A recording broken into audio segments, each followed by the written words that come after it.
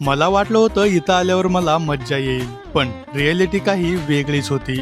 Good morning, नमस्ते दोस्तो. आज आपण एक्सप्लोर करणार आहोत सोलापूर पासून फक्त 50 किलोमीटर अंतरावर असलेल्या युनिवंडर रिसॉर्ट अँड थीम पार्क, जे ऍडव्हेंचर आणि फन साठी फेमस आहे. रिसॉर्ट मध्ये चेक इन केल्यानंतर स्टे साठी 2 ऑप्शन होते, स्विस टेंट रूम आणि डिलॅक्स रूम. दोन्ही रूम अतिशय नीट, क्लीन आणि कम्फर्टेबल होते. त्यानंतर आम्ही ब्रेकफास्ट साठी रिसॉर्टच्या डायनिंग एरियामध्ये गेलो. ब्रेकफास्टची चव एकदम बेस्ट होती. त्यासोबत व्हरायटी ऑफ ऑप्शन्स होते आणि हायजीन तसेच क्लीननेस प्रॉपरली मेंटेन केले होते.